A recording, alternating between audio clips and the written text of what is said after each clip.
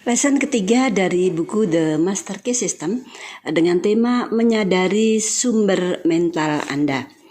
Oke, akan saya bacakan ya dari buku The Master Key System lesson yang ketiga. Anda telah mengetahui bahwa seorang individu dapat bertindak sesuai dengan pikiran universal. Hasil dari aksi dan interaksi ini adalah sebab dan akibat. Pikiran merupakan sebab, sedangkan pengalaman yang Anda jumpai di dalam kehidupan Anda adalah akibat. Karena itu, hilangkanlah kecenderungan apapun untuk mengeluhkan kondisi yang telah terjadi dan sedang terjadi. Terserah apakah Anda mau mengubahnya atau membuatnya sesuai dengan keinginan. Pandulah usaha Anda agar bisa menyadari sumber-sumber mental yang senantiasa ada di dalam kendali Anda. Dari situlah datangnya semua kekuatan yang nyata dan langgeng. Teruslah berjuang mempraktekkan hal ini sampai Anda menyadari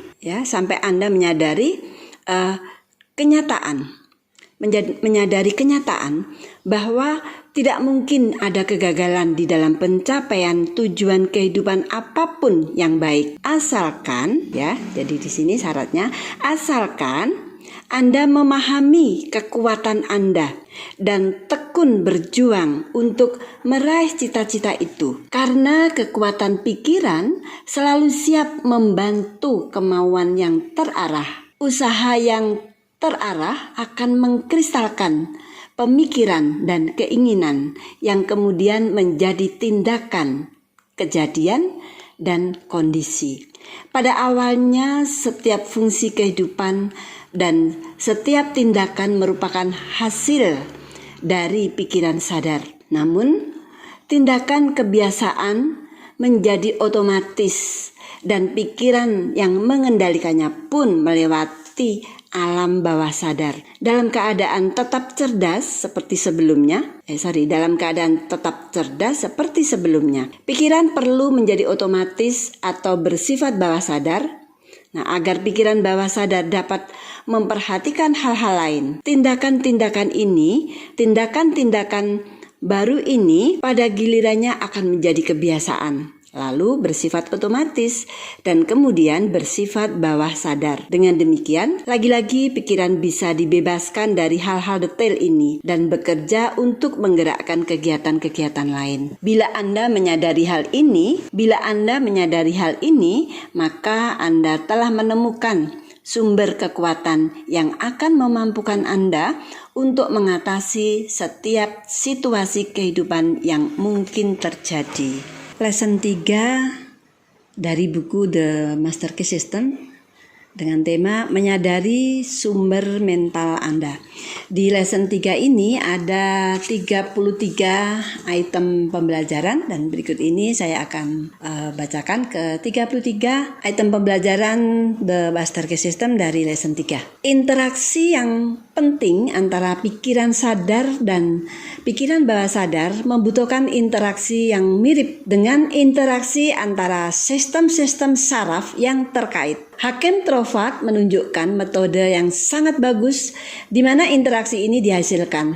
Beliau berkata, sistem cerebrospinal adalah organ pikiran sadar, sedangkan sistem simpati merupakan organ pikiran bawah sadar. Cerebrospinal adalah saluran. Melalui cerebrospinal inilah kita menerima persepsi sadar dari indera fisik dan melakukan kendali atas gerakan tubuh. Pusat sistem saraf ini ada di dalam otak. Sistem simpati memiliki pusat di mana ganglion di bagian belakang perut yang dikenal sebagai plexus solar. Sistem simpati merupakan saluran tindakan mental yang secara tidak sadar menopang fungsi-fungsi vital tubuh. Dua sistem ini dihubungkan oleh saraf vagus yang melalui daerah cerebral sebagai bagian dari sistem sadar menuju torak. Dari sini ada cabang-cabang ke jantung dan paru-paru.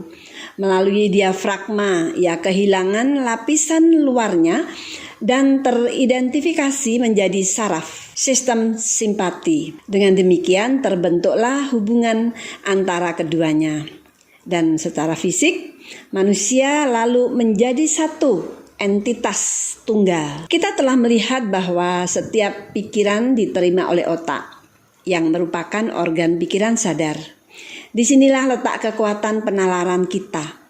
Jika pikiran objektif telah diyakinkan karena pikiran yang benar, pikiran itu lalu dikirimkan ke plexus solar atau otak dari pikiran subjektif untuk diubah menjadi jaringan kita dan diwujudkan sebagai realitas.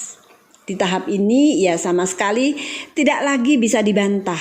Pikiran bawah sadar tidak dapat menentang. Ia hanya bisa beraksi. Ia menerima kesimpulan dan pikiran objektif sebagai kesimpulan final. Selanjutnya pembelajaran yang kelima dari lesson 3. Plexus solar diumpamakan seperti matahari tubuh karena ia merupakan titik sentral dari distribusi energi yang senantiasa dibangkitkan oleh tubuh. Energi ini merupakan energi yang sangat real. Dan matahari ini merupakan matahari yang sangat real. Energi ini didistribusikan oleh saraf yang sangat real ke seluruh bagian tubuh dan kemudian dilontarkan ke atmosfer yang menyelimuti tubuh. Jika radiasi ini cukup kuat, orangnya disebut bersifat magnetis. Dikatakan bahwa ia dipenuhi dengan magnetisme pribadi. Orang seperti itu dapat mempunyai kekuatan yang sangat besar secara permanen.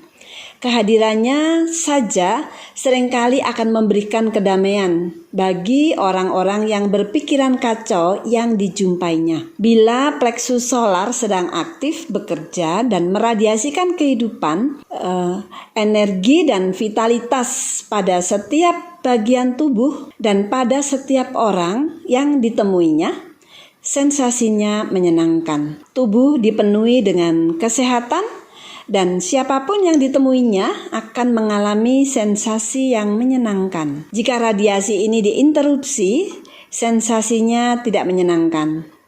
Aliran kehidupan dan energi ke beberapa tubuh terhenti dan inilah penyebab manusia menjadi jatuh sakit, baik secara fisik, mental, ataupun lingkungan. Secara fisik, karena matahari tubuh tidak lagi membangkitkan energi yang cukup untuk menghidupkan bagian tubuh. Secara mental, karena pikiran sadar bergantung pada pikiran bawah sadar untuk vitalitas yang bisa menopang pemikirannya. Secara lingkungan, karena hubungan antara pikiran sadar dan pikiran universal telah diinterupsi. Plexus solar adalah titik di mana bagian-bagian bertemu dengan keutuhan, di mana yang terbatas menjadi yang tak terhingga, di mana yang tidak mencipta menjadi mencipta atau kreator, yang universal menjadi individu, dan yang tidak tampak menjadi tampak. Inilah titik di mana kehidupan menampakkan diri. Tidak ada batas untuk banyaknya kehidupan yang bisa dibagikan oleh individu dari pusat solar ini. Pusat energi ini bersifat maha kuasa, karena itulah titik kontak dengan semua kehidupan dan semua intelijensi. Karena itu ia bisa mencapai apapun yang diperintahkan untuk dicapai. Disinilah terdapat kekuatan pikiran sadar. Pikiran bawah sadar bisa dan akan menjalankan rencana apapun dan ide apapun yang mungkin disarankan kepadanya oleh pikiran sadar. Maka pikiran sadar adalah master dari pusat matahari. Dari situ kehidupan dan energi seluruh tubuh mengalir. Dan kualitas pikiran yang kita miliki menentukan kualitas pikiran yang akan diradiasikan oleh matahari ini. Dan karakter pikiran yang dimiliki oleh pikiran sadar kita akan menentukan karakter pikiran yang akan diradiasikan oleh matahari ini. Sifat sadar pikiran yang dimiliki oleh pikiran sadar kita akan menentukan sifat dasar dari pikiran yang akan diradiasikan oleh matahari ini. Hal ini akan menentukan sifat pengalaman yang akan dihasilkannya. Oke, berikutnya, karena itu menjadi jelas bahwa hal yang harus kita kerjakan adalah membiarkan cahaya itu terpancar. Semakin banyak energi yang bisa kita radiasikan, semakin cepat kita bisa dimampukan untuk mengubah kondisi-kondisi yang tidak diinginkan menjadi sumber-sumber kesenangan dan keuntungan. Maka ada pertanyaan yang penting, bagaimana cara membiarkan cahaya ini bersinar dan bagaimana cara membangkitkan energi ini? Oke, selanjutnya, pikiran yang tidak bersifat menentang akan mengembangkan pleksus solar. Pikiran yang bersifat menentang akan mengerutkannya. Pikiran yang menyenangkan mengembangkannya. Pikiran yang tidak menyenangkan akan mengerutkannya. Pikiran tentang keberanian, kekuatan, keyakinan, dan harapan semuanya menghasilkan keadaan yang sama. Sebaliknya, ketakutan merupakan musuh terbesar solar plexus atau plexus solar. Maka ketakutan harus sepenuhnya dihancurkan. Kalau tidak demikian, cahaya itu tidak mungkin bersinar. Musuh ini harus benar-benar dihancurkan. Ia harus dihilangkan, ia harus diusir selamanya, karena ia merupakan awan yang menyembunyikan matahari. Ia senantiasa menyebabkan kegelapan. Si jahat personal inilah yang membuat orang takut pada masa lampau, masa kini, dan masa depan. Ia takut pada diri sendiri, temannya, dan juga musuhnya. Ia takut pada setiap hal dan setiap orang. Bila ketakutan bisa sepenuhnya dihancurkan, cahaya Anda pun akan bersinar. Awan akan tercerai-berai dan Anda akan menemukan sumber kekuatan, energi, dan kehidupan. Tidak ada lagi yang akan Anda takutkan bila Anda sudah benar-benar menyatu dengan kekuatan tak terhingga itu, dan bila Anda secara sadar bisa mewujudkan kekuatan ini melalui kemampuan mengatasi kondisi yang sulit dengan kekuatan pikiran Anda. Rasa takut telah dihancurkan dan Anda akan menjadi pemilik hak kehidupan Anda. Setiap pikiran terhadap kehidupan menentukan pengalaman yang akan kita temui. Jika kita tidak mengharapkan apa-apa, kita tidak akan memperoleh apa-apa. Jika kita tidak menuntut banyak, kita akan menerima porsi yang lebih besar. Jika kita menuntut banyak, kita akan menerima porsi yang lebih besar. Dunia ini keras. Hanya bila kita tidak mampu mengerahkan usaha, kritik yang dilontarkan akan terasa pahit hanya bagi mereka yang tidak bisa memaksakan ruang untuk ide-ide mereka. Ketakutan akan kritik inilah yang membuat banyak ide tidak bisa dilahirkan untuk melihat cahaya hari ini. Tetapi orang yang tahu bahwa ia memiliki pleksus solar tidak merasa takut terhadap kritik atau apapun. Ia terlalu sibuk meradiasikan keberanian, keyakinan, dan kekuatan. Ia mengharapkan sukses melalui sikap mentalnya. Ia akan menghancur leburkan penghalang. Dia akan melompati jurang keraguan dan kebimbangan, di mana terhampar rasa takut di sepanjang jalan. Pengetahuan tentang kemampuan kita untuk secara sadar meradiasikan kesehatan, kekuatan, dan harmoni akan membuat kita menyadari bahwa tidak ada yang perlu ditakutkan karena kita bersentuhan dengan kekuatan tak terhingga. Pengetahuan ini bisa diperoleh hanya dengan mempraktekkan informasi ini.